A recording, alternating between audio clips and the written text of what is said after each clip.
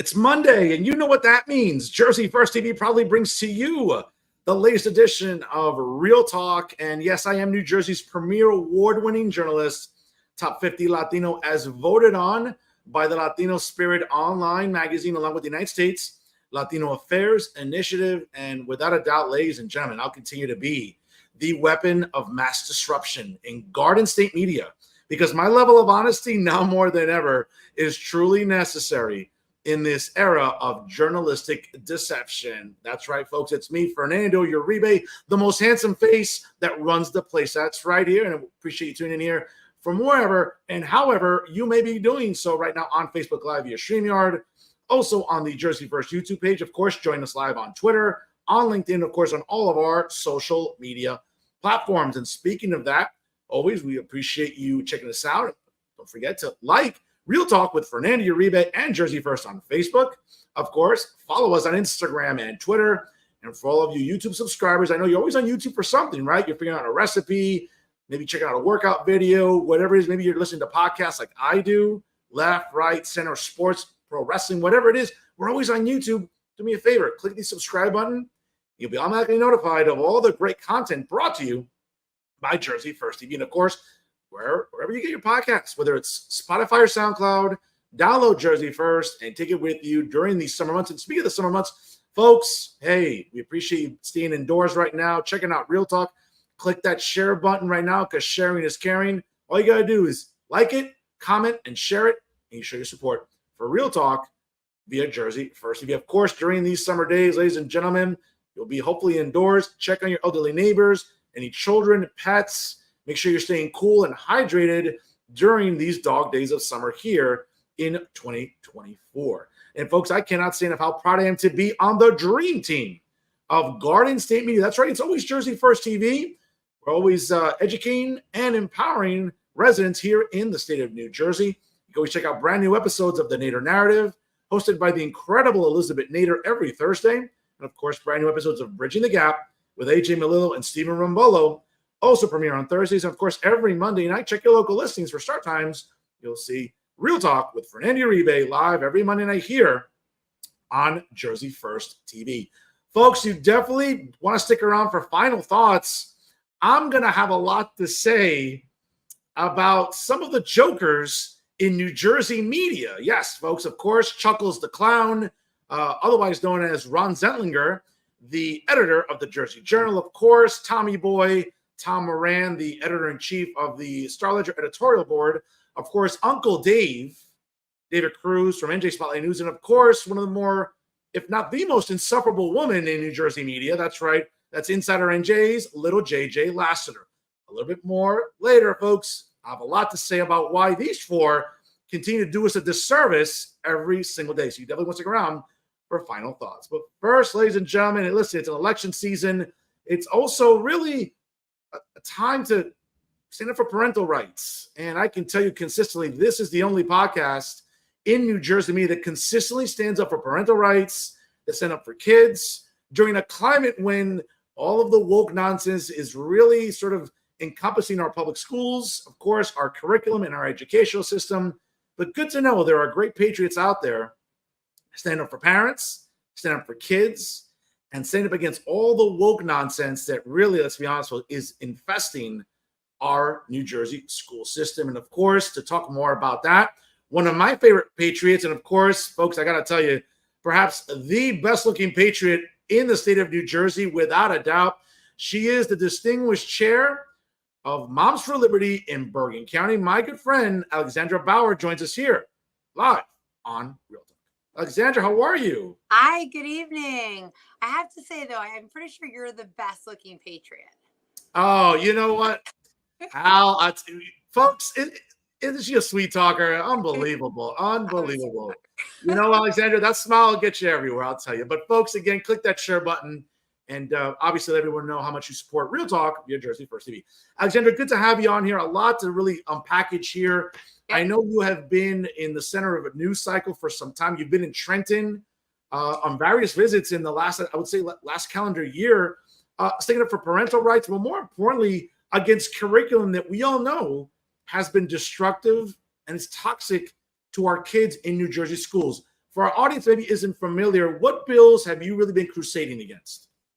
Okay, so I mean, there's quite a few going through, but the two main one is 5756, which is which has already passed 3 years ago, but that's what we're fighting in schools with the Board of Ed, and that's where they hide things from parents. So it really depends on the school. The school can adapt it any way that they want. But basically, the big thing is if, like, let's say your kid is transitioning in school, they're not doing it at home, but they're doing it in school. Let's say Jack is now Jill in school. They actually have to hide it from the parents. And so some of these other schools will adapt more. So if they're smoking cigarettes, they don't tell the parents. If there's drug use, they're not telling the parents. So it's a very scary bill. They're trying to, again, it's passed already, but it really depends on whether the school has adapted it or not. And it's very scary because they're just trying to cut the parents out of the picture. And that's what, that's kind of what they're doing with school anyway. They take kids at a young age, at 5 years old, they stick them in school 8 hours a day, 5 days a week, and they create this divide with children and their parents where the children rely more on the teachers and their peers rather than their family. So this is actually kind of a bigger picture and a bigger problem that we need to deal with. But that's something that we are fighting constantly. In fact, a lot of times we get it out of the school and the next month it's back on the docket and they're voting it back in. So that's a really, really big one that we're trying to get rid of. However, there are quite a few schools that have gotten rid of it. So that's really great. A lot of parents have stepped up and are, fighting for their kids. So that's really wonderful. Alexandra, it's interesting to me because I get accused of being a homophobe and a transphobe on this program regularly because of my crusade. And listen, I mean, June is my least favorite month of the year for obvious reasons. For anyone that follows my Twitter, my Instagram, my Facebook, they know why. I'm not even going to give it oxygen. But the point is that, me standing up for kids and parents, because at the end of the day, here's a news flash. Here's a civics lesson for everybody at home. If you're a property owner and you're paying property taxes, that is what funds your local school district, in addition to some school funding from Trenton, of course. But when parents want to go to school board meetings, ladies and gentlemen, and they want to object to what's being taught in our public schools, if anyone has earned the right to do so, it's parents in New Jersey and property owners alike that are paying the highest property taxes in the country. So if they want to object to 5-year-olds being exposed to drag queen story time, or let's be honest, full-blown pornography disguised as textbooks, I think parents and guardians alike have earned that right, Alexandra. I mean, where am I wrong? Sure. No, you're not wrong at all. And that brings us to the next bill that we were just in Trenton last week about, which is A3436.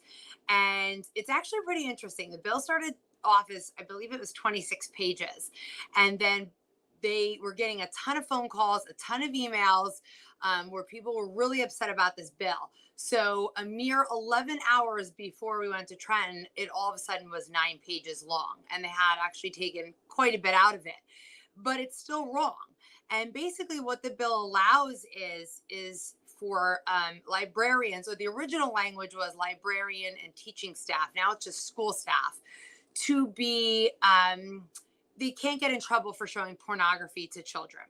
So in New Jersey, we have a obscenity law, right? An adult cannot knowingly distribute or show sexually explicit material to anyone under the age of 18. This sounds like pretty common sense to me, right? Who wants to do that? It's gross. And yet these schools want to do that. And this bill would actually allow them to have immunity from being, arrested or brought to court over these things. Why do they, if they're not doing anything wrong, why do they need immunity? So we went to Trenton. So Kristen and I both went. We're both Moms for Liberty. She's Morris, I'm Bergen.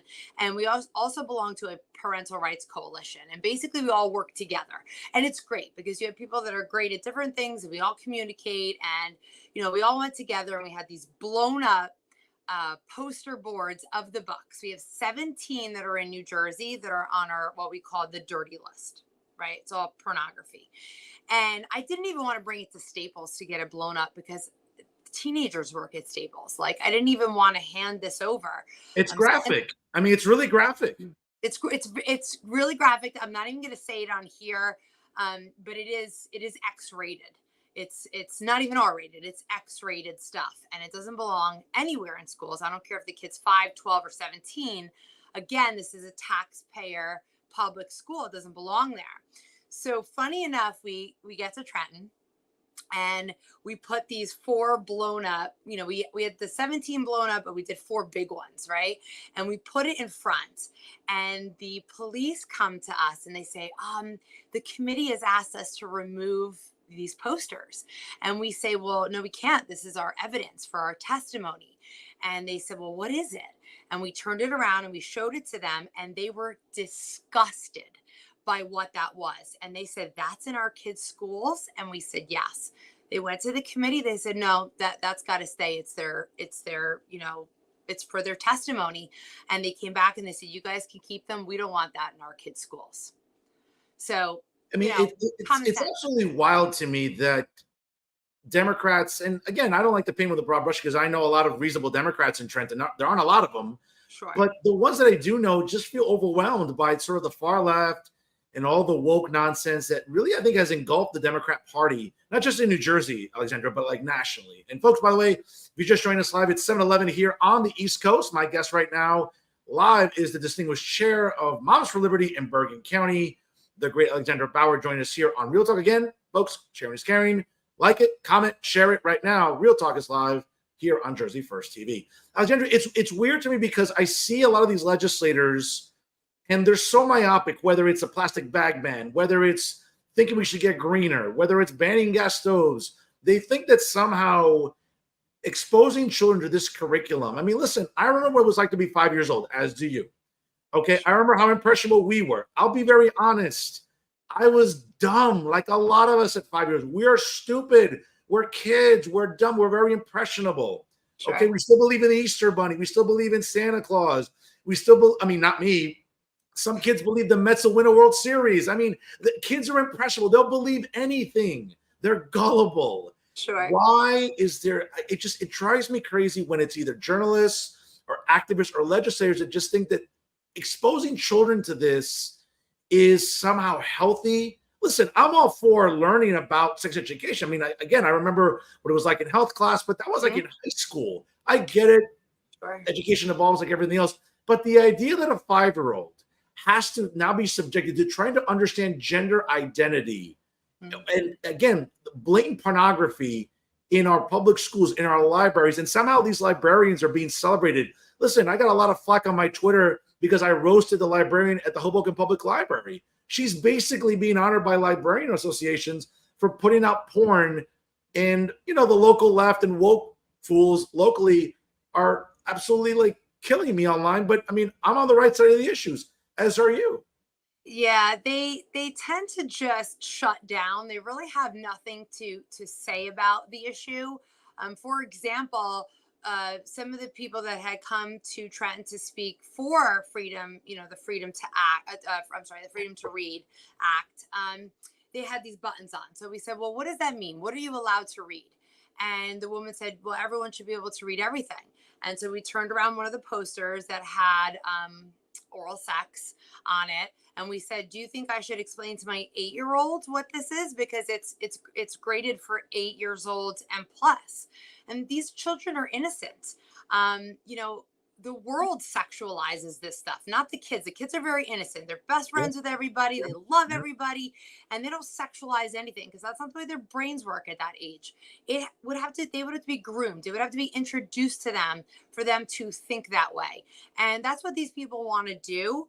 A lot of them are sick and they do want to groom children. And then you have a lot of people that are really just good people, but they feel if they don't hop on board, right, that they're going to get it from their friends at work or, whatever the case may be. So they don't really think too much about it. They just stay in their bubble and they figure everything's going to be all right, when clearly it's not. And a big misconception is that they'll say that we ban books. We don't ban books. We just remove inappropriate sexual material books from schools, and they don't belong there. You want to go on Amazon and buy it. You want to go to Barnes and Noble and buy it. You want to read that to your child at home. That's your right. It doesn't belong in school. Listen, you're absolutely correct. And again, in a time when our kids are falling behind, we have yet to really discover the impact of the learning loss we suffered during COVID for our children. It Mhm. seems like legislators are more interested in pronouns than property taxes and real issues that affect parents every day and the curriculum of our kids. And having Sure. said that, though, I mean, what's really astounding, again, it's June. It's my least favorite month of the year, and it's just interesting because there seems to be this fixation on exposing children to as much sexuality as possible. And I mean, and I talk about this all the time. And just for our audience here again, and I don't want to sort of embellish the conversation here, but aside from June, Alexandra, I mean, there are 145 days in the calendar year that celebrates the alphabet mob. 145 days. Now, again, they're not all official holidays, thank the Lord, but it's crazy to me where the alphabet mob, whether it's journalists who I like to roast all the time, or legislators, or activists, or whoever, journalists, whatever. The point is that I've never seen sort of such a vocal minority that is coddled as much as they are, yet they bitch and moan that they're oppressed. And now they're taking it out on curriculum in our schools. They're trying to manipulate language. They're trying to change linguistics. To be honest with you, it's nauseating, and it doesn't make me a homophobe or a transphobe. It just makes me a concerned New Jersey resident. Sure, and you have every right to be, and we don't need to sit back and stand for this. Um, they're just making people stupid. They worry more about pronouns and if kids can do algebra. They worry more about, inclusivity, rather than protecting children. Let's say there are two kids that are having a mental health issue in the school. Well, they're more worried about those two kids and their feelings getting hurt, than the, let's say, 350 other kids. Let's say it's a small school, right? Sure, And sure. not that I'm not concerned about those children. I'm very concerned about those children. They clearly have things going on with them that they need help. And the last thing that they need to do is turn towards sex, to Correct. find themselves, Correct. right? That's the Yep. last thing we want to push. 15 years ago, schools would have been saying, no, don't do this. And now instead they're pushing it.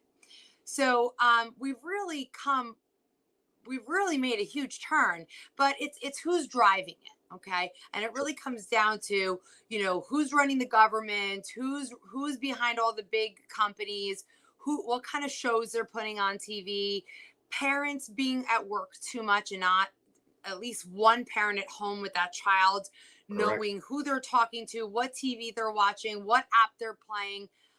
And this has all been done on purpose to divide the family, because their goal is to get to those children, whether it's for sexual things, or just to control how they think, right? Yeah. So that's really the goal here. And so it's not, well, I don't understand how these people can't think this way. It's, they're doing it on purpose. No, absolutely. And you know what? One of the things that really like upsets me about, let's say, drag queen story time, whether it's done in public schools or even in public libraries in municipalities. Listen, one thing is a private bookstore. Hey, if they're going to authorize that, God bless them, whatever. But what upsets me is, again, taxpayer dollars being used at local municipalities. Again, right here in Hudson County, where I live, nearby Hoboken, down the road, the mayor is a woke fool. Those in the city council that enable the mayor in Hoboken, there are a bunch of woke fools too. They love creating these drag queen story times. And I'm always like, why is there this fixation on performing this in front of children? How about I drive as many drag queens as I can to the state prisons, okay, and have them read to inmates? I mean, don't inmates matter too? I mean, don't Sure. inmates need to be read to? I would love to have drag queens be, shuffled off to prisons, and why not read to inmates? How about read to the elderly? Why don't you go to senior citizen centers? Why this fixation on, hey, let's go and read to children. Let's expose them to the most, really suggestive content Mhm. possible. And let's be honest, some of these drag queen story times, they're not innocent. I mean, it's pretty graphic. And I'm Well, not, they're, I'm they're, not a they're prude. never innocent. Listen, I'm not a prude. I'm Not not, with I'm children. not uptight at all. But my God, there's some things that I even feel uncomfortable seeing in drag queen story times. Sure. I mean, listen, this is adult stuff, and you know, everyone can believe in what they want to. Some people have religious, ideas or beliefs, and everyone has that right as an adult to live their life that way. But when you bring children into it, that's when it's wrong. So, you want to go to a drag club or whatever as an adult, have at it. Just don't bring the kids. In school, you want to say, oh, my husband dropped off my lunch. That's fine. You're not going to then go into, what kind of sex positions you had with your husband the night before. There's a very clear line of right and wrong, and we all know what it is. And they just want to blur the line, and we're not going to stand for that. Absolutely not. And this is what I always say. Pride is not for kids. I'm sure there are kids that feel certain ways. They go through puberty. They start to have different feelings towards, boys or girls. And that's all part of nature, and that's all wonderful. But it's not our job to hand them Playboy or say, oh, here's a manual on how to go find porn online or sign up for this. I mean, that's not for us to do, right? They're going to do that stuff probably on their own at some point, but it's not for us in public school to, make it easier for them, right? I mean, I saw something the other day about Girl Scouts having, the Girl Scouts at a pride parade. I think it was a parade or a fair or something like that. And it's like, why do they need to be in that situation? They don't understand what's going on. These Girl Scouts started 5 years old. Yeah. They have no idea what this means. And that shouldn't be important to them. A 5-year-old should be selling cookies, playing Barbies, whatever, cars, like whatever it is that they want to do without having all this sexual grooming, pushed down their throats everywhere they turn. Alexandra, I mean, we've gone from, listen, and I'm all for equal rights. Being Hispanic myself, I understand, the elements about racism or discrimination or prejudice. I get all that, and I'm all for equal rights. But what's happened now with the alphabet mob is we've gone from a time of, hey, pushing for equal rights, which again, every person has a right for, okay, is entitled to. That's great. But now we've gone from that to, hey, let's get married. Fine, whatever. You want to be married? Listen, I always say this to LGBT people. You want to get married? Great. Go be as miserable as the rest of us straight people. Awesome. That's fine. But it's not from that to now, hey, you better be careful. You don't misgender me. I'm going to send you to HR. Sure. You better use the right pronouns. Now it's to, hey, you better make sure that, hey, kids can go attend drag shows or whatever. Otherwise, you're a bigot, a homophobe, or a trans. So we've gone from this movement of, hey, pushing for equality, which is fine, to now you better acquiesce to us or suffer the consequences. And that's exactly how punitive it's become now with the alphabet mob. And it's funny because when I say this out loud, I get labeled a lot of things. I'm like, but wait a minute, where am I wrong in the chronology I just described? Sure. I mean, I'm very good friends with one of the women that works with Gays Against Groomers in New Jersey. And, so as a, let's say, gay woman or bisexual woman, she just wants to be a normal person. That's it. She agrees with us, and they hate being grouped in with this group that says that these kids need to be sexualized. They're like, can we just all be normal people? Like, you could be married to a man, you could be married to a woman, you guys can marry each other, like whatever you want to do, but just keep it away from children. It's my first grade teacher, I'll go back to this, her husband used to drop off lunch every day. The only reason I knew she was married to somebody was because he showed up. She never told us stories about their home life. She certainly never went into anything inappropriate. And that's how, it should be, right? That's how it was 4 years ago. And all of a sudden, you have these pedophiles, which now want to be called MAPs, right? Minor attracted persons, because I guess it seems less bad, right? No, it's just as bad. You're a bad person. That's not okay. And we're not going to call you that. You're a pedophile. You shouldn't be talking to children under the age of 18 about anything sexual, period. That's it. Listen, I'm with you. Folks, if you're just joining us right now, it's 7:21 here on the East Coast. Click that share button because sharing is caring. My guest tonight is the distinguished chair of the Moms for Liberty chapter in Bergen County. The great Alexandra Bougher joins us here live on Real Talk. Alexandra, you mentioned about things were very different 4 years ago. There's no question. Obviously, we've survived COVID. It's 2024. It's an election year. Obviously, there's a Senate seat up for grabs. All the congressional districts in New Jersey are up for grabs. And obviously, it's the presidency up for grabs coming up on November the 5th. I know that you and I have attended events supporting President Donald Trump, the 45th president, hopefully soon to be the 47th president. And it was interesting because, again, we saw each other in Wildwood last month. It was a great event there on the beach. I mean, got a little bit of a sunburn, not going to lie. Being in the press pool, sort of elevated there on the tower. But the point was that whether it was 50, 60, I mean, it was an enormous amount of people in New Jersey that went to support the 45th president. Having said that, we're seeing an awful economy. We're seeing inflation that's still suffocating Americans, fuel prices that's making us sort of reconsider whether we can take road trips this summer. Grocery bills, are almost going to force us to have to donate a kidney just to pay for grocery bills. Interest rates are suffocating Americans. A foreign policy that's a joke. We have a president that's cognitively declining, a vice president that's just as dumb, if not dumber, than the actual president himself. It should be a slam dunk. And while I have some concerns about the 45th president, the bottom line is there was prosperity. There was a booming economy. No wars.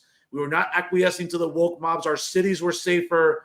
I mean, it's wild to me how people can still think that it's even a decision coming up on November the 5th. I know you've been very emphatic about your support for the 45th president. Why should he be the 47th president? I mean, I feel like this is just such a, how could he not? Our like you said, all the things that you said, our economy was wonderful. I drive a pickup truck. Okay, so I feel the gas difference, okay, between $1.87 and what is it, like $3.98 or something now. We're a very healthy family. We eat organic. I mean, for what was $150 is now $400, right? I just feel like people respected us. People respected the United States. It meant something that we were here, some of the girls that I work out in the gym, for instance, they come from different countries and they'll say, I don't know what's going on. We moved to get out of that. We came to America because America means freedom, right? It means opportunity. And they want to turn it into the country that it came from. And I always say, if you don't like it, there's plenty of other countries, go there. Yep. This is what America stands for. We're fighters. We believe in freedom, free speech. Right? Like, I just think it's so wonderful. And I think he stands for all of that. I think he stands for hope. We all know that the election was stolen. If you look at, I've been to quite a few Trump rallies. The amount of people that show up for him is insane. The 10 people that show up at a Biden rally, I mean, it's just it's right there. Right. So we all know these things. Obviously my man I'm going the wrong way, is right here. We love Trump in this house. We're a big Trump house. We just think he's going to do great things. And I think the great thing about this time around, rather than in 2016, however, is that people are awake now.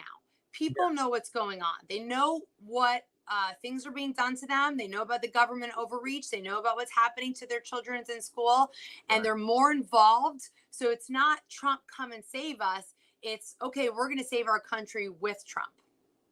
Listen, you're absolutely right about that. And one of the things that's really, I guess I'm still intrigued about it, is who he selects as a running mate.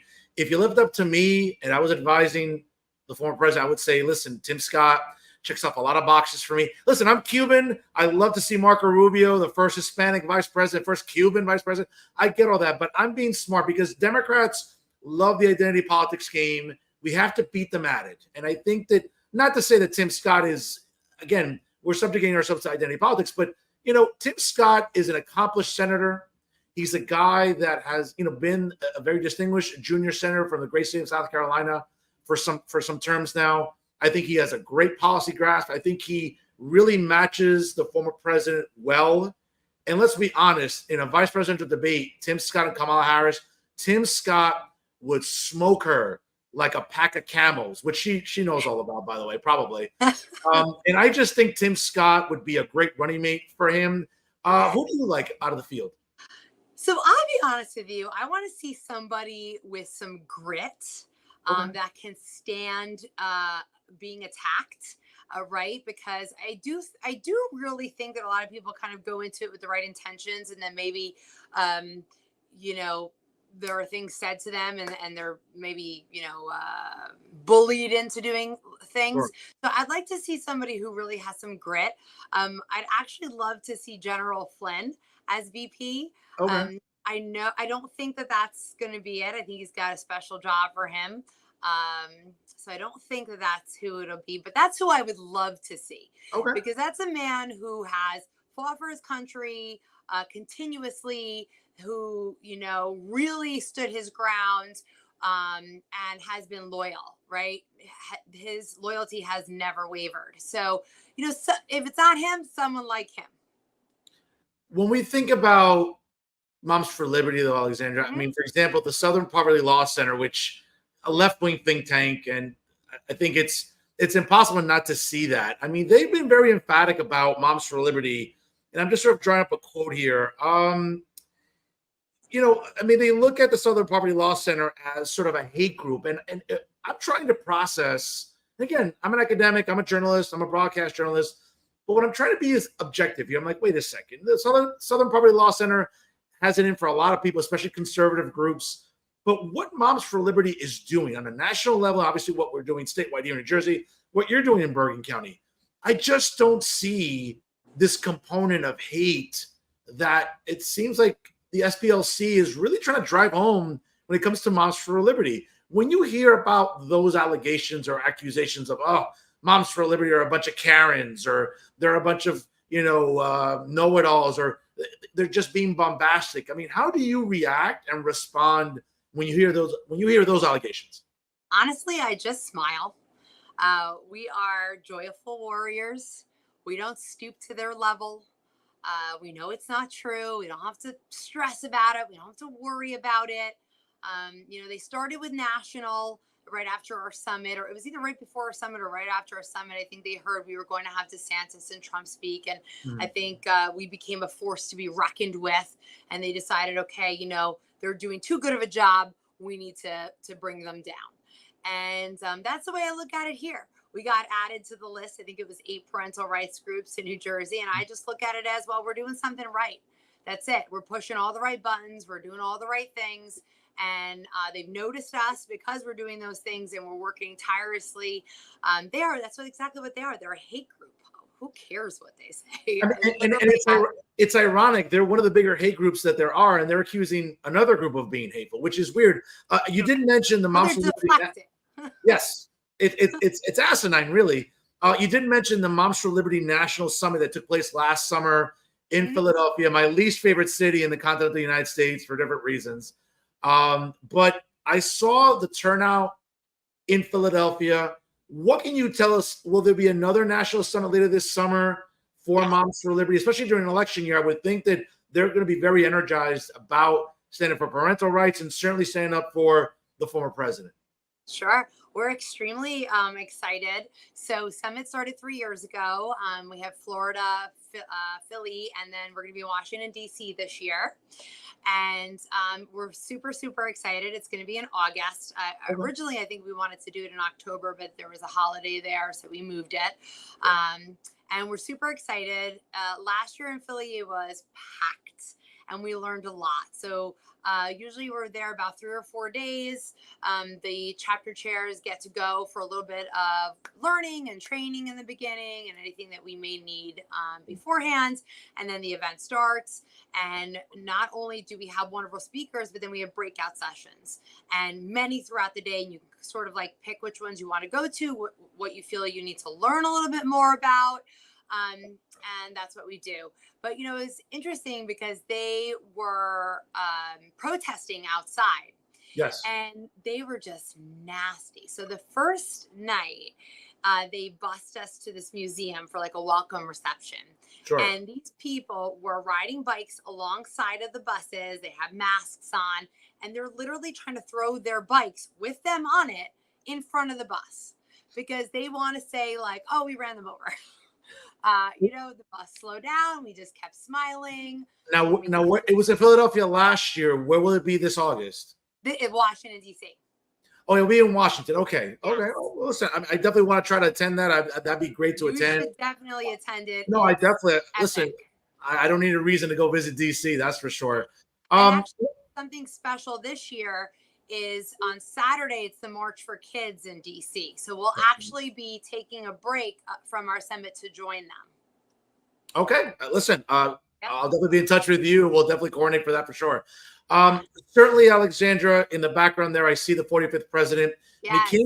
When he came to New Jersey, there was a speaker during that program that stood out. And obviously, folks, if you didn't see the New Jersey Globe today, or see Matt Rooney's page, or Alexandra's page, or Moms for Liberty's page, or Bill Spadia's page, you would have seen the premiere of Bill Spadia's announcement for his run for governor. Of course, what a surprise. I see you in the opening segment. I'm like, well, there we go. That's going to get some eyes on there for sure. Alexandra obviously always commanding attention. But, we saw that commercial today. It aired, great traffic online. And we talked a little bit off the air about it. I really want to dissect. I mean, we'll get back to 2024 in a moment, but I really want to dissect 2025 in New Jersey. And I like Bill personally. Let me put this out there. I like Bill Spadia personally. He's been on this show. I'm looking forward to talking with Bill again, obviously in the distant future. Tomorrow night is his kickoff celebration down in South Jersey. I'll be there tomorrow to cover it. And again, I'm gonna look at it this way. Bill obviously announced also that he will not be quitting his job with NJ 101.5. I'm glad. He's got to earn a living. I don't know what people want him to do. I don't know. Do they want him at Walmart as a greeter? I don't understand what they want for him to campaign. Having said that, I like Bill. He's conservative. He's not part of the Republican establishment that we all know, Alexandra, is incompetent. The NJGOP has been incompetent forever, whether it's losing legislative seats, congressional seats. The point is, I like Bill's resume in terms of what he brings to the table. Nothing against Jack Ciattarelli. He's a nice guy. I've gotten in trouble with him for roasting him and the state chair, Bob Hugan. Jack's time has come and gone. In 2021, he had a chance to challenge Phil Murphy. His campaign didn't take it enough to the emperor, which is why we got another 4 years of Phil Murphy. And I think that, again, I'm not judging Jack. Okay, I'm a man. Women get us in trouble. I get it. Indiscretions happen. But it's not my dislike for Jack's campaign is not because of indiscretion. It's because his time has come and gone. State Senator John Bramnick is as vanilla as the New York Giants pass rush. And that's really what we're seeing right now. I look at Bill as a guy who has the endorsement clearly of the former president.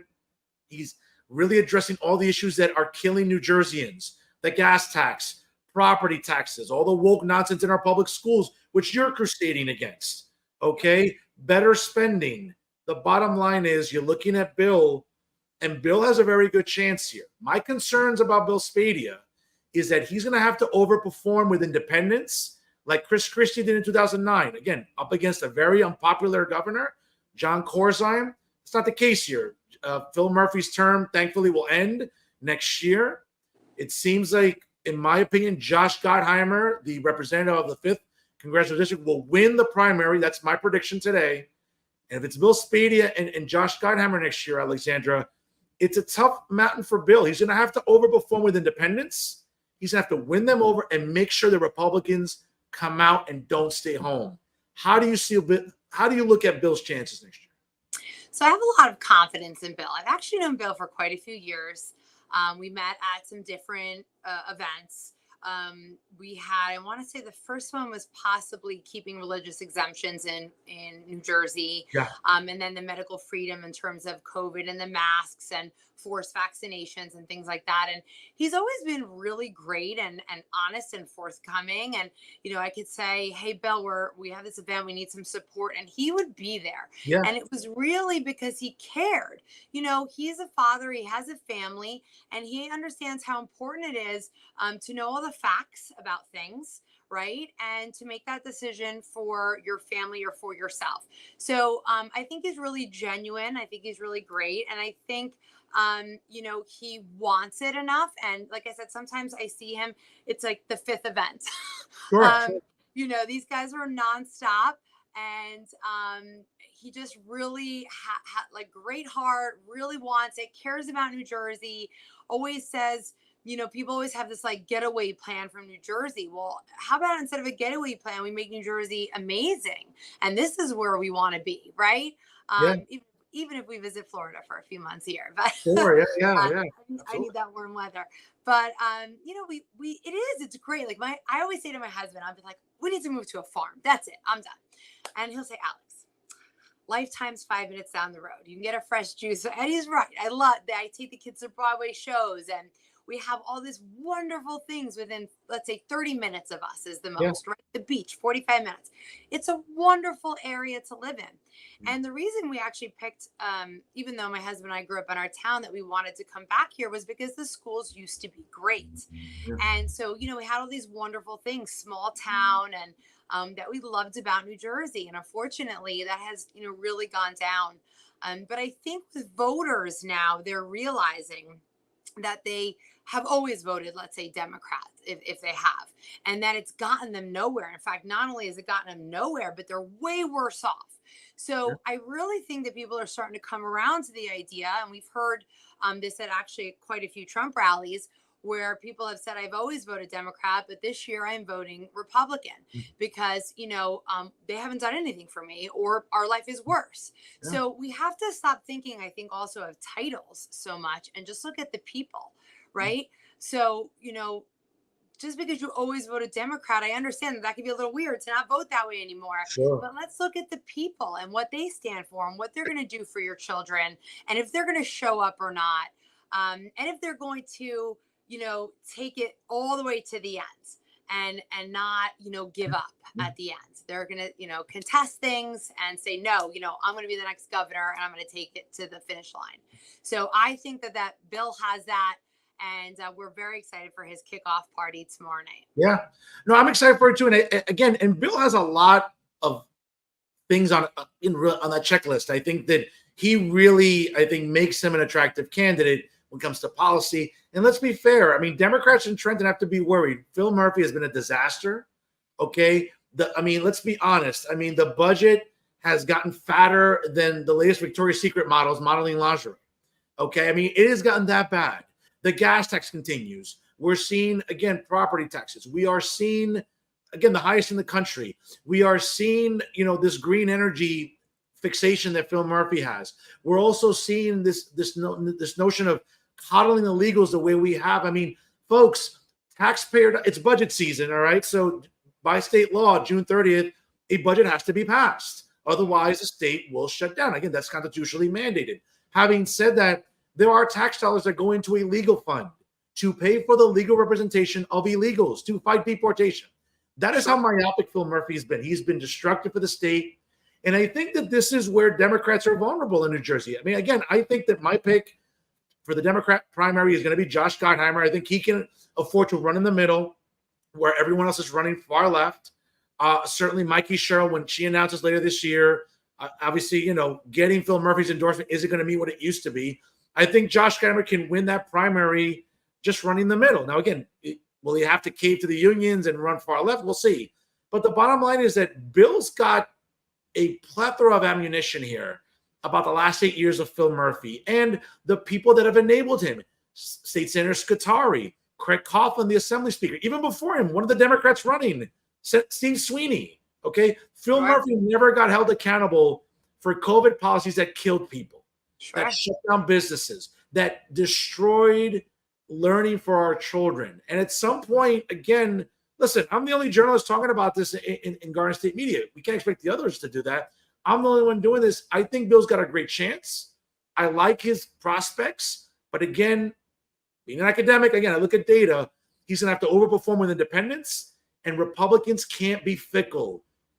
Alexandra, in 2021, only 43% of Republicans voted. And that's why Jack lost. In addition to a campaign that wasn't very inspiring, only 43% of registered Republicans came out to vote. Bill can't have that. Bill has to empower people and inspire people to vote. Can he do that? Sure. And this is something that we've also talked about with Project 14, which is for President Trump, right? And that's getting 14 people, everyone in New Jersey getting 14 people to vote in any way, mail in person, whatever. And that's the problem, is that everybody sits home and they figure, oh, they're going to cheat anyway, or, oh, we're going to lose anyway. Or like, yeah, but if you get up and it's always going to be a no if you don't ask, right? Sure. If you don't try, it's always a no. But at least you have the 50-50 if you ask or try. So all we're asking is for everybody to actually vote. Yeah. And I'm not a fan of mail-in voting. However, we do need to get people in office. So we're going to have to, unfortunately, do that to be able to compete, right? But hopefully, once we get the right people in, we will nix that, of course, for, people that are sick, of course, or away, of course. But, Sure. we need voter ID. Every time I go to vote, I hand out my license and they say, oh, I don't need to see that. How do you know who I am? I It's mean, wild.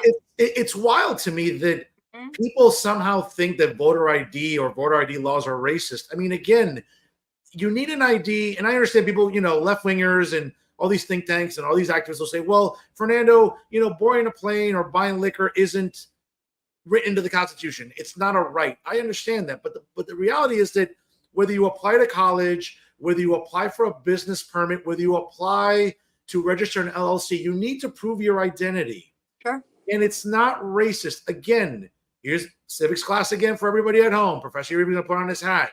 It costs you $24 to renew your driver's license in New Jersey. So essentially, that's every 4 years. You save $1 a month for 24 consecutive months. There's your license paid for. If you can't save $24 in 4 years, folks, I hate to break it to you, voting's the last of your worries. Okay. Right. And those people have a victim mentality. Correct. And they're this, like this. Okay. There's a lot of other people out there. There's successful people.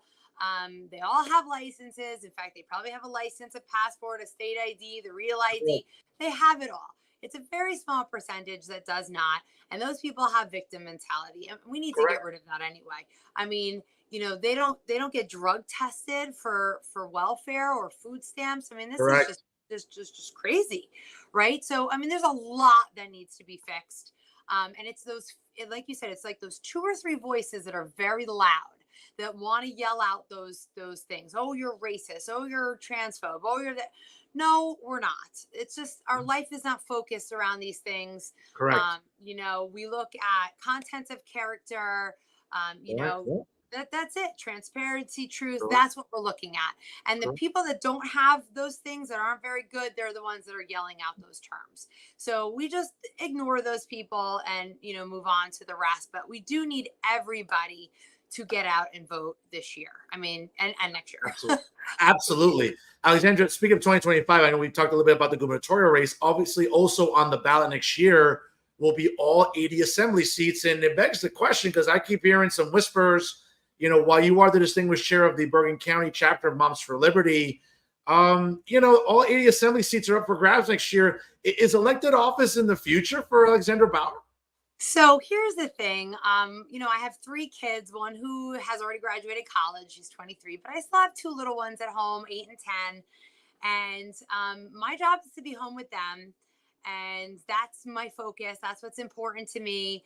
And to really run a great campaign and to give 150%, you are out of your house all day long. I see them, these candidates, doing it, and I always give it to them. I'm like, you guys are incredible. I don't know how much coffee you drink, but they're sending me messages at 4 a.m. and then they're wrapping up at 2 a.m. and they're back out again. It's just it's really incredible.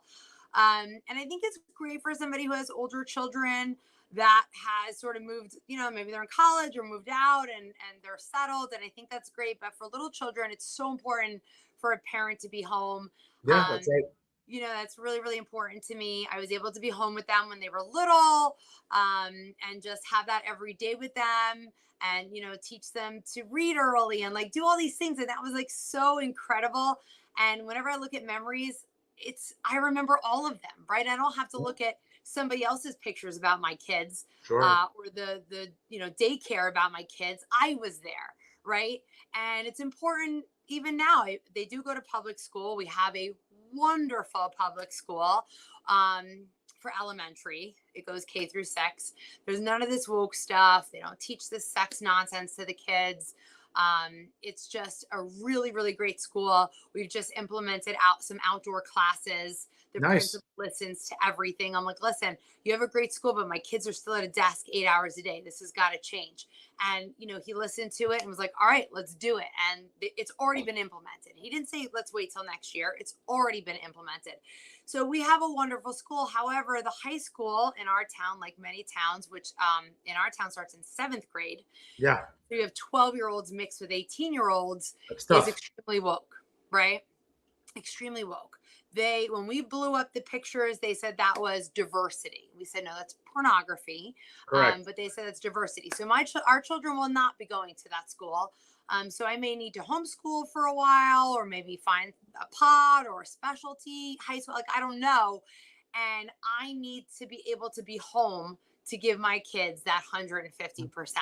So I'm happy to, help the people that are running, and, give them any kind of help that they need, maybe in like 15 years from now. Okay. Well, listen, Alexandra, I mean, listen, you hit the nail on the head. Children need their mothers. Yeah. And if you can afford to stay home, if you can be home with your children, that's always a wonderful thing. Again, women, not pregnant people, women that are nurturing, maternal. That's so beneficial to the development of children. I can't say enough. Before I let you go, Alexandra, obviously you did mention some events coming up for Moms for Liberty. Yeah. Any important websites? How can anyone get involved with Moms for Liberty? Are there more chapters coming? Just if you could share with our audience a little bit more information. Yeah, so we have so much stuff going on, and we all work together. Like I said, we're part of a parental rights coalition, because obviously we found that there are so many people that want to help, but that have, that are good at different things. So we just found that we need to streamline and work together. So first off, momsforliberty.org. There's chapters there, or I'm sorry, there's states there, and then you just find your chapter. If there's not a chapter for your county, just join the next one. We'll help you out. Maybe we'll even help you start a chapter in your county. But regardless, we will help you no matter what. So that's first off. So we actually have a bunch of New Jersey chapters that are starting. I know there's a kickoff party for Sussex on the 26th. Nice. Please privately message me for that information, because unfortunately the other side likes to ruin things, and we don't want to do that. I know it's going to be a really epic event and large. There's really great people coming, so we're very excited. So that's, again, you can privately message me. I'm on Facebook, I'm on Instagram. You can look for Moms for Liberty Bergen County, or you can also look for Alexandra Bougher. Either one, I will help you out. We also, again, work with, a lot of other organizations. Patriot Freedom Project on June 20th, so on Thursday, we are helping. It's a fundraiser at Trump and Minster, and we are sold out, but you can donate. So if you go to patriotfreedomproject.com, you'll see a donation, and this helps with the families that were January 6th families. And what people don't realize is that these people have been in jail since then, and some of them haven't even gone to trial yet. Their basic human rights are not being met. Correct. And some of them, they were the breadwinner, right? So now the mortgage is getting paid, or the kids can't go to school. So these fundraisers help with the legal fees and the families, and it's absolutely wonderful. And then one more thing I wanted to point out, our good friend Scott Lebedo has an awesome movie out, The Relentless Patriot. It's in movie theaters. We got to go to the New York City premiere and the Staten Island premiere. It is incredible. And it's about basically the weaponization of government as well. And, he's an artist, and he was just trying to, spread his message, and just basically what has happened to him the last 20, 30 years. So it's a really incredible movie. And again, the more of us that go out to these events and these movies, we're going to spread the word. So it's so important. Don't say next week. Don't say go tonight. Go tomorrow night. And I think for now that's about it for the events. Again, we do have Summit for Moms for Liberty in Washington, D.C. If you go to momsforliberty.org, you will see the link for that. And you guys are welcome to come to that. We really learn a lot. Folks, I mean, this is as busy a Patriot as you'll ever find here. And Alexandra, I just want to thank you for coming on here. We always have great conversations on the show. I appreciate your belief in this program and your belief in Jersey First TV. Obviously, we're really the only consistent conservative news apparatus here in New Jersey that's really talking to parents and talking to our residents about issues that matter, not pronouns, but property taxes, real things that matter in the real world. And I can't thank you enough, obviously. Folks, listen, she is the distinguished and stunning chair of the Bergen County chapter of Moms for Liberty, a big fan of the show, and I really appreciate her. Folks, she's Alexandra Bougher, joins us here live tonight on Real Talk. Alexandra. I'll see you tomorrow night at Bill Spadia's event, and Yes. we'll continue to collaborate here, obviously, with Moms for Liberty and Jersey First TV. Thank you so much. Have a great night. Have a good night, folks. Have a good night, Alexandra. God bless you. Take care. Bye. Folks, great stuff there with Alexandra Bougher, the distinguished chair of Moms for Liberty in Bergen County. Again, hardworking patriot, hardworking mom, a New Jersey resident that cares about what's going on in our public schools. Right, and folks, again, keep the comments coming. We appreciate it. Comments there. Obviously, I'm seeing them right now. Great traffic so far on the episode, as it is for weeks now, for months, folks. Not a couple hundred views like some other Mickey Mouse journalists in New Jersey, but we're talking about tens of thousands of views. But that's what we do here on Jersey First TV. So again, once again, I want to thank the distinguished chair, Alexandra Bougher, from the Bergen County chapter of Moms for Liberty, our guest tonight here on Real Talk via Jersey First TV. Folks, don't go anywhere because you know what time it is. You've been waiting for it. That's right. It's time for final thoughts. And folks, I got to tell you that, I'm really that hero you need in New Jersey media.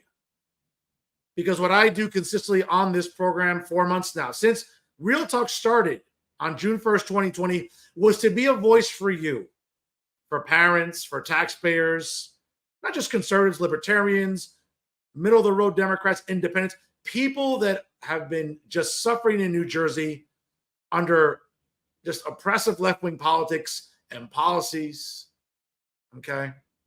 And when we think about not holding those in Trenton accountable, folks, we have to blame the establishment liberal media here in New Jersey, who have been happy to go along and coddle left-wing policies, all the woke nonsense that is permeating in our pop culture, in our public schools, right? Okay.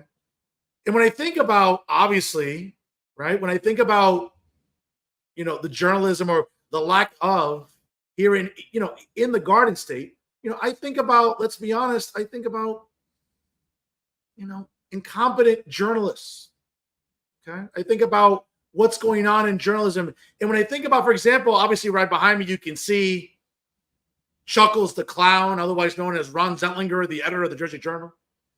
Tommy Boy, all 87 years old, of Tom Moran, the editor-in-chief of the Star Ledger editorial board. Of course, Uncle Dave, David Cruz from NJ Spotlight News. And of course, last but not least, one of the more insufferable women in New Jersey media, of course, little JJ Lasser.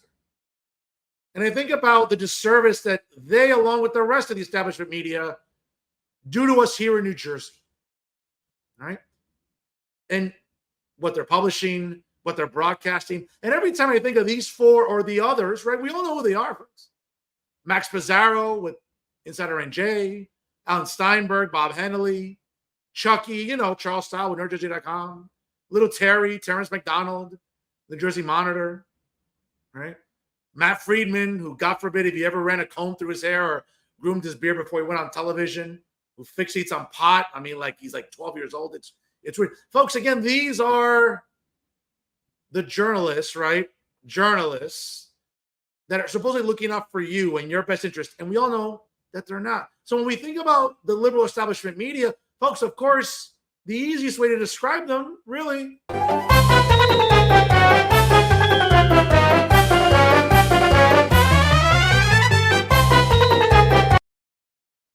folks, that's what it's become. And when I think about this humor, I think about the disservice. So let's go at them one at a time. Okay, let's go at them one at a time. Okay, and I'm a gentleman, so let me be courteous and let's, ladies first, right? So let's start off with one of the more insufferable women in New Jersey media, Jay Lasser.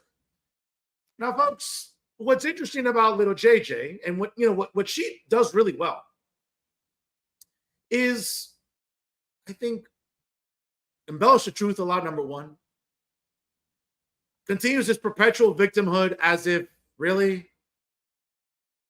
being gay like Jay Lasser, as if somehow you have it so bad in New Jersey.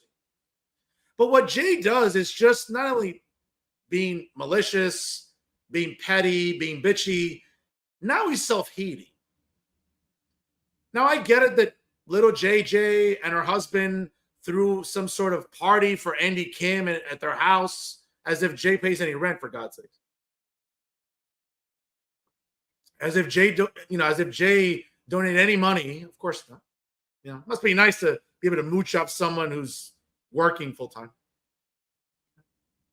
But what Jay Lasseter has decided to do now during this election season is now go after a fellow gay man, right? Like Curtis Bashaw, the Republican nominee for the United States Senate in New Jersey. Okay.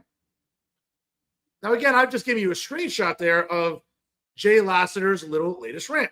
I'm going to read it to you just so you can understand the level of stupidity that Jay exemplifies. All right, let's. I mean, obviously, I'm looking at the printout here. Okay, let me just give it to you at least in real time. Okay, and read it. Obviously, it's hard to read that screenshot there. So again, bear with me. But he decides to write, and I thought this was really interesting.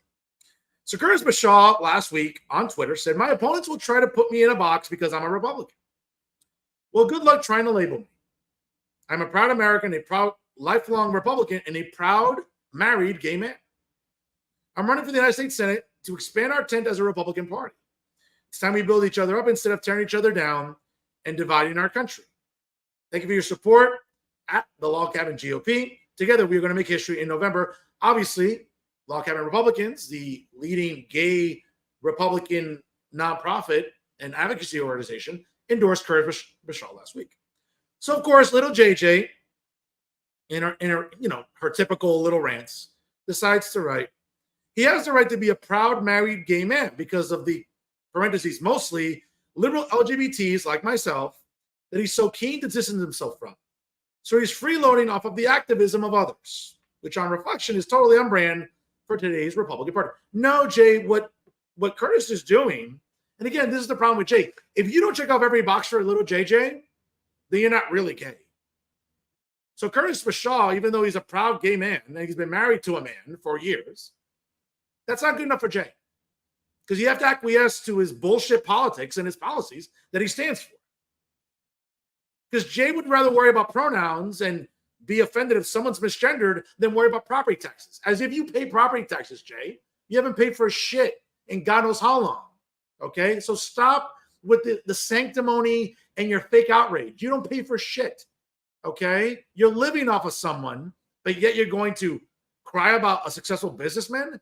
You couldn't run a hot dog stand, much less denigrate someone who's actually run a successful business like Curtis Bashaw.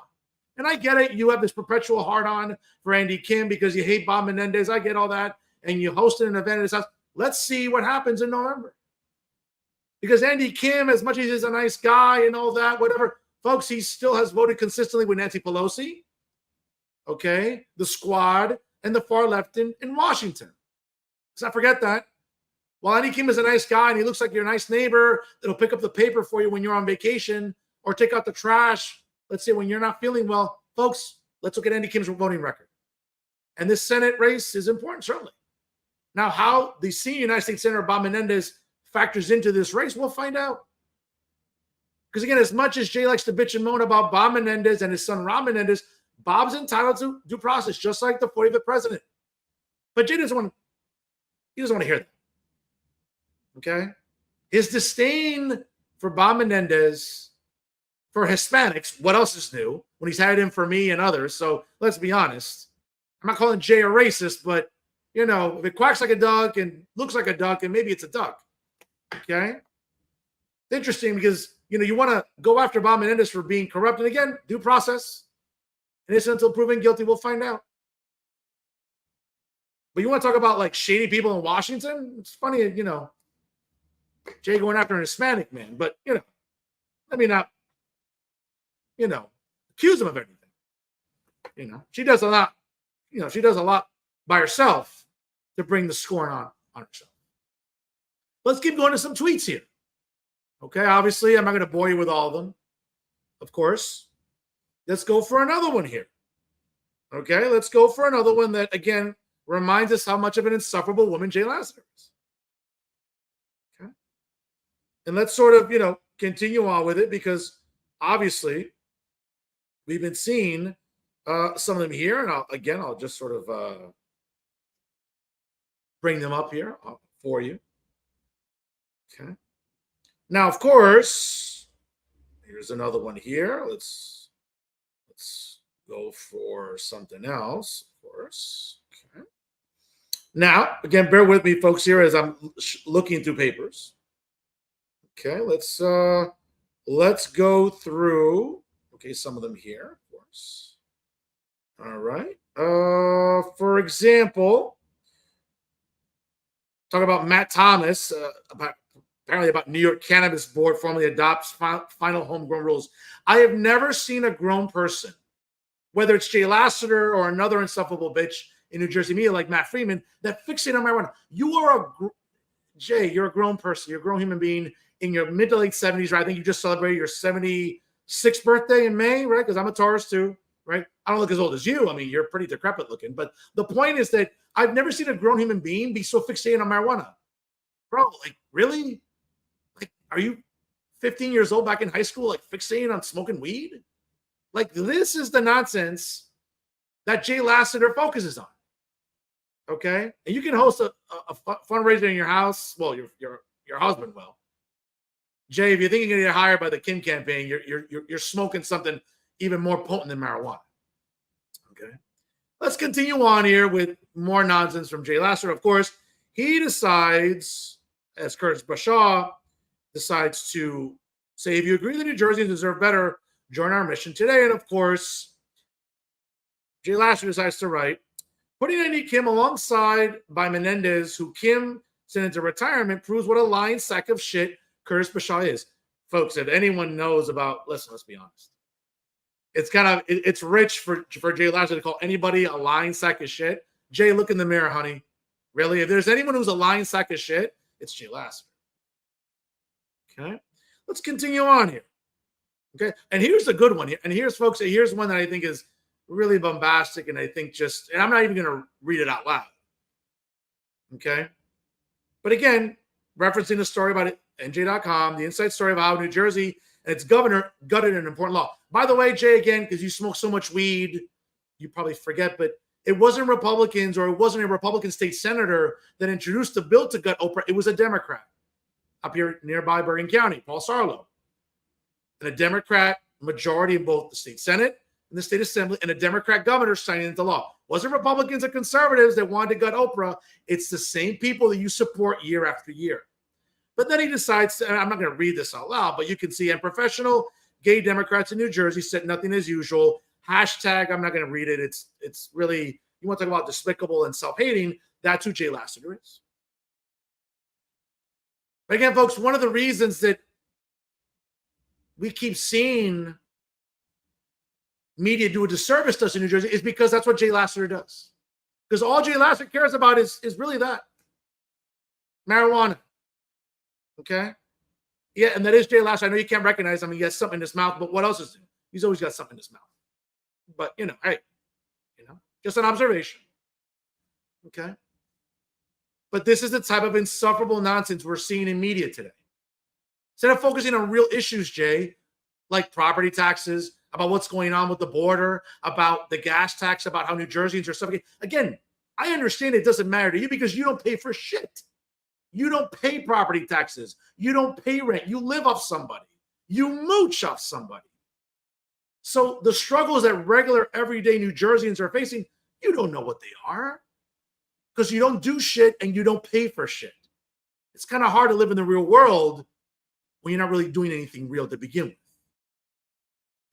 Now, speaking of one insufferable woman like Jay Lassiter, let's talk about another insufferable woman in New Jersey media, and that's Tom Moran. This little bitch here, all 87 years old of Tom Moran, right? Again, and folks, I don't have to get into the premise of Tom Moran, how biased he is with his left-wing editorials. But he has the nerve, okay, which is really interesting, okay, to talk about a article in the New York Times, which is behind a paywall, very much like NJ.com. But like, who's going to really spend a nickel or their data on NJ.com? Who really wants to spend data on the New York Times? And this is what's really rich about Tommy. Tom decides to put out a tweet this weekend, talk about the New York Times and an op-ed by the junior United States Senator out of the great state of Ohio, J.D. Vance.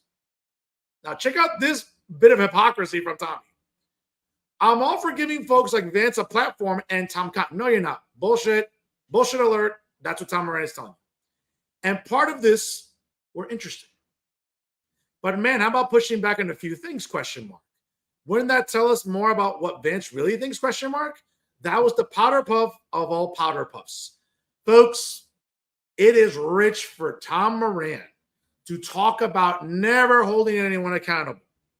This is a guy, okay, who never took Phil Murphy to task about COVID, which we all know he got wrong, okay, where Tom Moran was very happy to vilify the unvaccinated, like people like myself,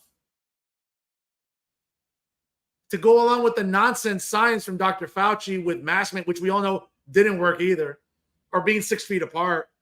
But Tom Moran wants you to believe that he's interested in dialogue. No, he's not. Because push comes to shove, he'll never endorse a conservative because Tom Moran, again, doesn't understand economics, doesn't understand geography, and doesn't understand really the Constitution, because if he did, again, he's 86, 87 years old, but back in high school 70 years ago when he took high school history or high school civics, he'll remember that part of the federal government's job, it's written into the Constitution, is to protect sovereignty, which means protecting our borders. Tom Moran doesn't believe in any of that. Tom Moran is happy to coddle illegals and have illegals come across the border. As we welcome the third world, we'll become the third world. Tom Moran doesn't care. He's too comfortable in his little Jersey City apartment drinking his fourth macchiato from Starbucks. But Tom Moran wants you to believe that he's interested in hearing from people like J.D. Vance, strong, intelligent conservatives that are policy-driven. Also, Tom Cotton. Not Tom Moran. Tom Moran's not interested in that. Don't fall for it, folks. It's the usual bullshit lie from Tom Moran. Okay? Speaking about other nonsense here, let's sort of, and again, folks, don't take my word for it. Read his columns. If you need a cure for insomnia, read Tom Moran. And if you want to waste your money on a paywall, be my guest. But there's better things you can do with your money than paying for NJ.com and paying to read columns from Tom Moran. Speaking about ongoing nonsense in New Jersey media, let's talk about Uncle Dave and David Cruz. And again, David, I'll give you your flowers. You've been in the business a long time. Okay, you've been in the business probably 40-something years. You've cut your teeth. You've rolled up your sleeves. Hey, you've paid your dues in the business. I don't have a word to say about your work. Well, I do actually in a minute. About what you've done to get here. But David, you've gotten lazy. Okay? You've gotten lazy in your old age. And the reason I say that is I subjected myself to watching the season finale of Chatbox with Uncle Dave and the junior United States Senator Cory Booker. And you would think in issues during this election cycle that matter, Uncle Dave would have talked about them. But of course, he starts talking about reproductive rights. And of course, this is something that is pandering to Cory Booker because that's all he does is pander about reproductive rights. Still bitching and moaning about the Dobbs decision 2 summers ago. And David Cruz, of course, gladly goes along and enables it by sort of talking about it. Which again, as you can see there, I'm so relieved that obviously David Cruz was just there with his iPhone. Thank goodness. I mean, you see David Cruz doing an interview. I mean, you think he's like holding a term paper in his hand. My man, how much paper are you wasting for 5 questions you're asking in a 30-minute segment, for God's sakes? Okay. But of course, he starts talking about reproductive rights, which we all know, again, folks, you don't have to have a law degree to understand this. The Dobbs decision basically relegated reproductive rights to the states. Again, Dave, I don't know when it is you took high school history, but I hope that you remember reading about the Bill of Rights. The 10th Amendment talks about federalism, about states' rights. That's all the Supreme Court did. Hey, relegate it back to the states. And some states have gone about it their own way. Some have been defeating a ballot measure. Some people have voted incumbents out. But this idea, David, that you still keep perpetuating this nonsense about reproductive rights and how they're not in danger in New Jersey. Folks, here's what David Cruz won't tell you because he's lazy. Okay? Again, what a surprise. A Puerto Rican being lazy? Oh, my God. Color me surprised. Water, wet. The sky is blue. Okay? David Cruz is being lazy because, folks, if you do your research, you would know, David, if you're a woman in New Jersey, again, a biological woman, not a pregnant person, okay, a biological woman, you would know that if you get knocked up tomorrow, Okay? There are plenty of clinics subsidized with taxpayer dollars that go into Planned Parenthood. So if you are a woman in New Jersey and you need to terminate a pregnancy up until birth, let's be honest, even if it's a healthy baby, you have that option in New Jersey. Maybe not Alabama, maybe not Kentucky, maybe not Texas, but who cares about what goes on in those states, David? States' rights, let them govern themselves. Do you think people in Texas or Alabama don't sit there and say, man, what a mess New Jersey is, the way they coddle illegals, the way they tax us to death? I mean, states' rights. I don't see you bitching and moaning about that. Okay? So if you're a woman in New Jersey, you get knocked up tomorrow, you have the option and actually the luxury of going to a plethora of Planned Parenthood clinics and terminating a pregnancy up until birth. If folks, it's single girl summer. Again, let me educate Dave on this. It's single girl summer. Girls are going wild all summer, drinking Thursday, Friday, Saturday, Sunday. And guess what? In many instances, women in New Jersey are waking up Monday morning next to a guy most likely that they don't want to wake up next to. And guess what they have an option to do? Go to their local Walgreens, go to CVS, go to Duane Reade, go to the counter person, look behind the counter, and ask for a Plan B. I know what they look like. I've had to buy many of them. Okay? Hey, when you don't pull out in time, hey, you got to go buy one. So guys out there, okay, you know what I'm talking about. Okay? And that option's there for women. So when they wake up after their drunken stupor during single girl summer, guess what, David? Women can just buy a Plan B. And they go about their day. Hopefully not make the same mistake the following weekend. All right? And not start taking Plan Bs as if like they're Skittles candies. Okay? But that's what you need to be focusing on. Stop perpetuating this lie and stop sort of giving Democrats this ammunition when all the left does during election cycles is weaponize abortion, especially in New Jersey, when it's been codified into state law. But you continue to sit there and placate someone like Cory Booker, who virtue signals about reproductive rights. Okay?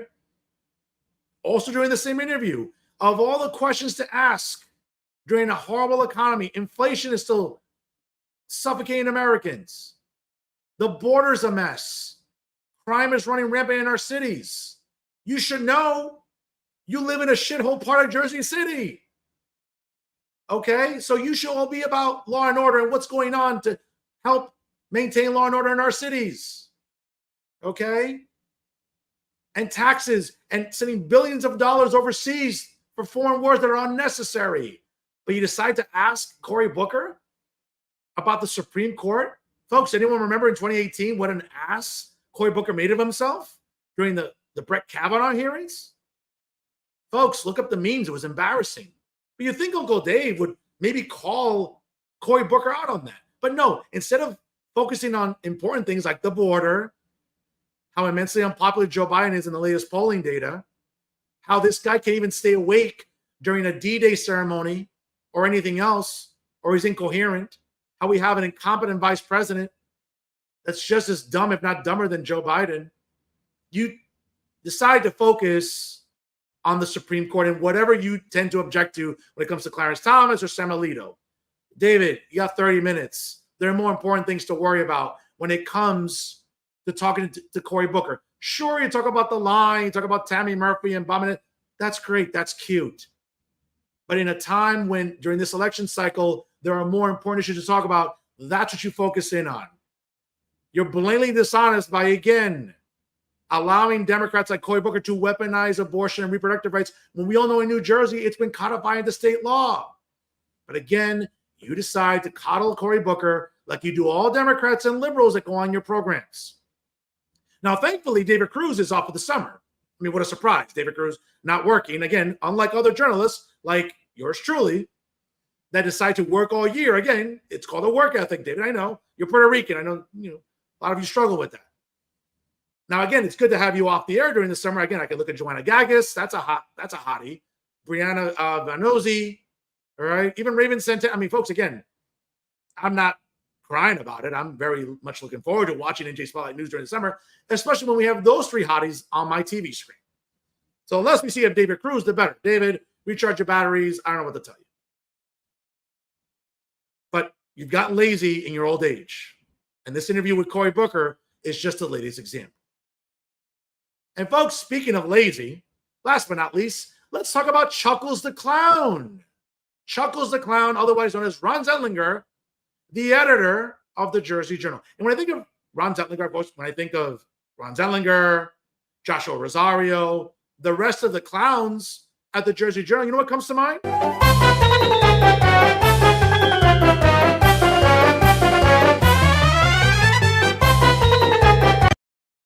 Folks, again, this is what the Jersey Journal has become. Now, the Jersey Journal, again, and a lot of their garbage editorials, but the latest one should really raise an alarm bell for you. Okay? The editorial board of the Jersey Journal decided to say, Hoboken Council investigation, a scary, terrible idea. Yes, Ronnie, because the idea of holding Mayor Ravi Bala accountable, along with the rest of the Lollipop Guild in Hoboken, like Joe Quintero, Emily Jabor, and Phil Cohen, that's a bad idea. But more importantly, holding Ravi Bala accountable is a bad thing. Really? Well, geez, what did I see today? As reported, but journalists actually do real work, like my good friend John R. Hines, fellow Rutgers alum, a member of the Pinnacle and the editor of the Hudson County View. Oh, what a surprise. A developer is suing the city of Hoboken and the Historic Preservation Commission for rejecting his proposal. Quote, there is no reasonable justification for the many failures of procedures and actions taken against the application. So when Paul Presenzano, Tiffany Fisher, Ruben Ramos, and Mike Russo on the city council, decide to raise alarm bells about what's going on in Hoboken, you, again, decide to call it a bad idea. Folks, this is what's really funny. Okay, let me just read you just the first paragraph, which is asinine. But what else is new, Ron Zettlinger? In a burst of holier-than-thou self-righteousness and self-importance. That's rich for someone like Ron Zettlinger, Chuckles the Clown, to talk about self-righteousness and self-importance. If anyone exemplifies that, it's Chuckles. The Hoboken City Council voted 7-2 to appoint itself as an investigative body to find out, quote, how, why, and by whom a confidential memo, which, by the way, was released to John Hines. You would think that Ron Zettlinger would have at least a little bit of class and integrity to at least acknowledge John Hines. Was released to a journalist in May. No, it was released to John Hines, Ron. Stop being a petty little bitch and give John his flowers. Come on, you're a grown-ass man. You're like 87 years old. Have some, act like an adult.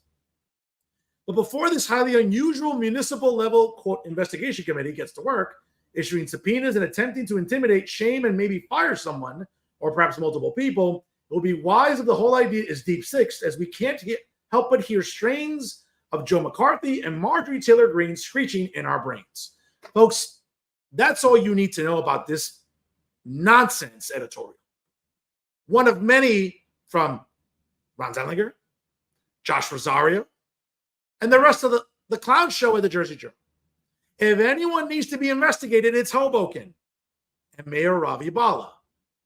But again, that will require, wait for it, that will require Ron Zettlinger to have that pesky 4-syllable word, which all the aforementioned, little JJ, Tommy Boy, Uncle Dave struggle with, that 4-syllable word. Wait for it. Integrity. I'll say it again for everyone in the back. Integrity. If anyone needs to be investigated, it's the city of Hoboken under the leadership or lack thereof of Ravi Bala. But you would think that Ron Zettlinger would maybe got that memo. Well, he hasn't gotten the memo. He'll continue to publish garbage editorials because, let's be honest, folks, the Jersey Journal absolutely and unequivocally has become garbage. So next time you go to Quick Check or a supermarket and you see a copy of the Jersey Journal and you see it, right, the newspaper, folks, you have to wrap expensive china or utensils, use a Jersey Journal. You have to pick up dog feces or put something in the litter box for your cats, use a Jersey Journal. Because let's be honest, when it comes to the Jersey Journal, Ron Zettlinger, Josh Rosario, and the rest of the clown show there in the editorial board, it's become basura. Completamente basura. That's what the Jersey Journal has become under the leadership or lack thereof of Ron Zettlinger. But what's really funny, folks, is that when I think about Ron Zettlinger, Josh Rosario, Uncle Dave, Tom Moran, or even little JJ Lassiter talking about what's journalism or what makes a good journalist, or who is a journalist. Well, guess what, folks? The New Jersey Society of Professional Journalists, that is the standard that decides who's a journalist and who's worthy of press credentials. So when New Jersey's premier journalist goes to an event, I'm not just saying I'm a journalist. Folks, I can prove it by the New Jersey Society of Professional Journalists. Because you know why? Because what they do is they acknowledge real journalism. That's what we do on this show. And that's why I continue to get these credentials. Contrary to the belief of, again, the clown show I just mentioned. Because here on Jersey First TV, here on Real Talk, what we do is real journalism. So whenever I hear people talking about my media brand, you know what I do? Very simply, I just laugh. And the reason I can laugh is my traffic.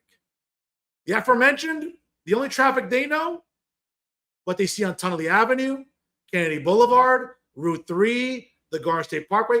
Hey, even Route 22. That's the traffic that they know. Again, Mickey Mouse journalists produce Mickey Mouse traffic. Here on this show, it's real journalism and real traffic. We're not the same, and we never will be. And those are my final thoughts. Once again, folks, I want to thank Alexandra Bougher, the distinguished chair of the Bergen County chapter of Moms for Liberty, for her appearance tonight. Great conversation, great dialogue tonight about a plethora of issues. Glad you tune in again, folks. We appreciate the comments. Sharing is caring. Like it, comment, share it. All it takes is 2 seconds to show your support for Jersey First TV and, of course, also for Real Talk. Make sure you like us on Facebook. Of course, follow us on Instagram and Twitter. Don't forget to subscribe to us on of course, the Jersey First YouTube page. And, of course, wherever you get your podcast, on Spotify or SoundCloud, download it and take Jersey First TV with you anywhere at any time during these summers. And speaking of the summer, again, folks, it's a heat wave right now. Please stay indoors. Look after your elderly neighbors, children, pets. Stay cool, stay hydrated. Special thank you to my mayor and state senator, Brian Stack, opening cooling centers throughout Union City. Again, folks, the best mayor, the best state senator, always being proactive for citizens here in Hudson County. Folks, again, I can't say enough how proud I am to be on the dream team of Jersey First TV, because it is the dream team of Garden State Media. That's right, folks. Brand new episodes of The Nader Narrative premiere every Thursday, hosted by the incredible Elizabeth Nader. Of course, brand new episodes of Bridging the Gap with AJ Malillo and Seymour Rumble Ultra premiere on Thursdays. And, of course, every Monday night live. You can check out brand new episodes of Real Talk. Again, check your local listings for Real Talk via Jersey First TV. And folks, on a special programming note, hope everyone had a wonderful Father's Day weekend. I sure did. Love my dad, love my uncle, love all the dads out there who do so much for us each and every day, that are that set the example for character, for integrity, for work ethic. Love all the dads out there. Hope you had a wonderful Father's Day. And of course, folks, always remember, it's unbiased, unfiltered, and unafraid. It is always Real Talk with Jersey First TV. Ladies and gentlemen, I am New Jersey's premier award-winning journalist. Top 50 Latino is voted on by the Latino Spirit Online magazine, along with the United States Latino Affairs Initiative. And certainly, I'll continue to be the weapon of mass disruption in Garden State Media, because my level of honesty, now more than ever, we talked about it tonight, is truly necessary in this era of journalistic deception. That's right, folks. It's me, Fernando Uribe, the most handsome face that runs the place. That's right. It's me, Fernando Uribe. Enjoy the rest of your week, folks. Please party responsibly. Stay cool and hydrated during these hot days here in the month of June, folks. And we'll see you next week here, live on Monday night, for the latest edition of Real Talk with Fernando Uribe via Jersey First TV. Folks, always, again, thanks for stopping by. And stay classy, everyone.